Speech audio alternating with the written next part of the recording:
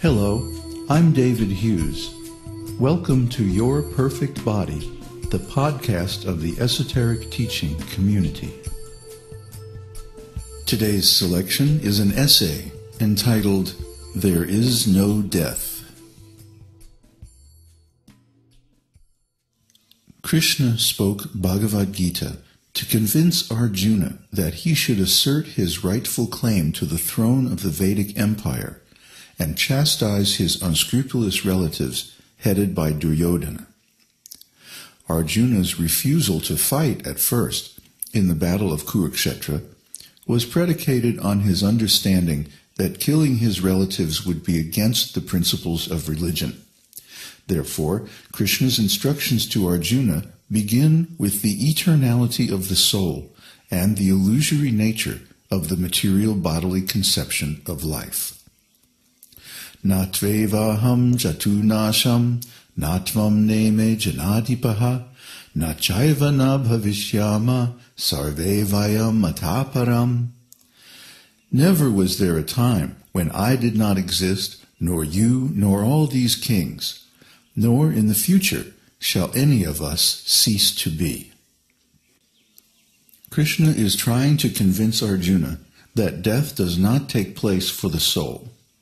He says clearly, I myself, the Supreme Personality of Godhead, you, and all the other kings and soldiers who have assembled in this great battlefield are individual spirit souls. It is not a fact that we were ever non-existent at any time in the past. In the present, we are face to face, and we can see that we are existing as separate individuals. And in the future also, we shall exist individually, eternally. I am an individual person. You are an individual person, and he is an individual person.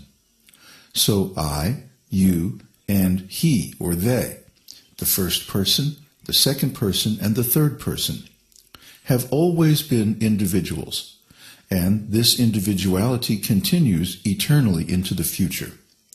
It is not that the soul will ever die, merge into another entity, or in any way lose his personality and individuality. Individuality of every living being is an eternal fact. In our daily life and experience, we see that everyone has their own opinion. You may not agree with me because you have your own individuality. Similarly, someone else may not agree with your thinking. So everyone has his or her own individuality. That's a fact. This individuality does not end with the body because it is not based on the body. Individuality is an eternal quality of the eternal spirit soul. It is not a fact that the individuality of the soul is illusory or temporary. There is a class of Buddhist philosophers who say that the soul or mind is one homogeneous entity, and that after the annihilation of this body, the soul will merge into the total substance of mind or consciousness and cease to exist as an individual. They compare the soul to water. If you keep water in different pots, the water takes the shape of the pot. Similarly, they say that the body is like a pot and the soul is like water, and our individuality is because of the body. Then, at the time of death, when the soul is liberated from the body, it mixes with the totality of soul and its individuality is lost. Just like when a drop of water is taken from the sea and again put into the sea, it loses its identity. This theory ignores the ontological fact that since the soul is eternal, the qualities of the soul are also eternal and unchangeable. Just like water is always wet, the soul is always conscious, personal, and individual. Just like you cannot remove wetness from water, you cannot remove these qualities from the soul. So here Lord Kṛṣṇa says that myself, yourself, and all others who have come here are eternal individuals. There were about 60 million kings and warriors assembled in that battle. It was not a small fight. Actually, that Battle of Kuruksetra was a world war, because all the kings of the world joined either Arjuna's side or Duryodhana's side. So it was a great assembly of all the world's kings and their armies. And except for the 5 Pandavas and Kṛṣṇa, all of them would die, and this worldwide Vedic dynasty of kings would never recover. There would be no powerful kings left to protect the people against the influence of Kali Yuga. Now, just before the beginning of this great and epical battle, Kṛṣṇa says that myself, yourself, and all these persons who have assembled here are individuals. They were individuals in the past, they're individuals now, and they will continue to be individuals even after the annihilation of this body. So, how to understand these two theories? The impersonal theory says that after liberation, all these souls will become one. Just like if you put so many drops of water into the sea, they merge together into the ocean and become one entity. But Lord Kṛṣṇa says that no, they keep their individuality. They do not mix. Well, let's use reason. If we perform historical research, inquire into the most ancient writings of humankind, we find that all people in the ancient past were individuals. There is no history of any people who ever existed who were not individuals. And at the present time, we directly experience that all people are individuals.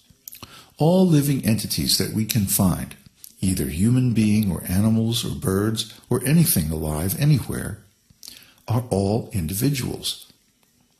Each and every one is a unique and separate individual. Then why should we not conclude that in the future they will also remain individuals? In the past they were individuals, in the present they're individuals.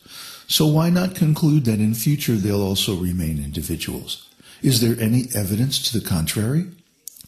Can anyone show any living entity that is not an individual? Is such a thing even possible?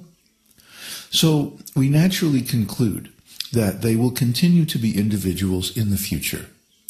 Even if we do not have any philosophical knowledge of these two theories, personal or impersonal, by our own human reasoning and experience, we can understand that the impersonal theory is completely unsupported by any tangible evidence. In the entire history of the human race, all were individual persons. At the present moment, we can see that all are individuals. So why not in the future? How is it that in the future they'll mix up and become one homogeneous thing? It's quite unreasonable. It's reasonable to assume that a natural process observed to be consistent in the past and present will also remain consistent in the future.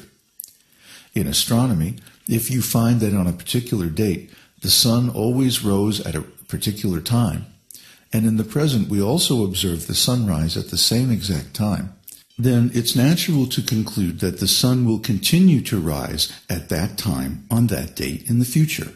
And in fact, astronomical tables are calculated hundreds of years in advance on that assumption. So we can understand the difference between the impersonal and personal theories of the soul by our human reasoning. There are many spiritual things that are beyond the power of our reason.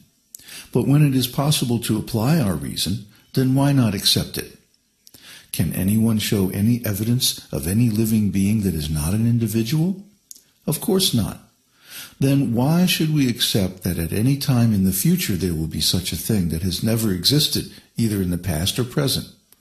That would be unreasonable, illogical. There are other spiritual truths that are provable by our human reasoning. For example, by our reasoning, we can conclude that God exists because everything has a creator. Just like the computer that we're using to record this podcast, we know that this computer has a manufacturer. Similarly, there's a manufacturer for my car and my house. For everything that exists, there is a father, creator, builder, or manufacturer. I myself am created by my father and mother. My father was created by his father. And if we keep on reasoning in this way, naturally we can conclude that there is one original creator of this whole cosmic situation, the whole material universe. This is simple reasoning. It is not very hard to follow or understand. However, there are things, many things,